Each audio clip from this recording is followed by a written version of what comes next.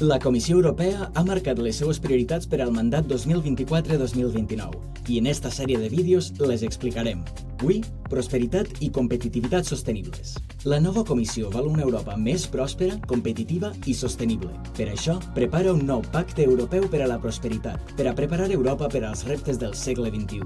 Per començar, preveu facilitar els negocis en un mercat únic més fort, més suport a les pimes i menys burocràcia. Aprovar un pacte per una indústria neta, per invertir en tecnologies verdes, descarbonització i energia assequible. Impulsar la innovació i la digitalització, apostant per la intel·ligència artificial i la supercomputació, creant treball d'alt valor. Recolzar la recerca i el talent, donant suport als investigadors i a la innovació en ciències de la vida i biotecnologia. Crear un fons europeu de competitivitat per impulsar projectes clau i finançar empreses verdes i digitals. I finalment, invertir en capacitats i feina de qualitat, formant més persones, sobretot en ciència i tecnologia, i reduint la bretxa de qualificacions. Encara hi ha obstacles, preus de l'energia elevats, manca de mà d'obra qualificada i accés limitat al capital, però la Comissió té un pla per a fer una economia més verda, digital i forta per a tothom.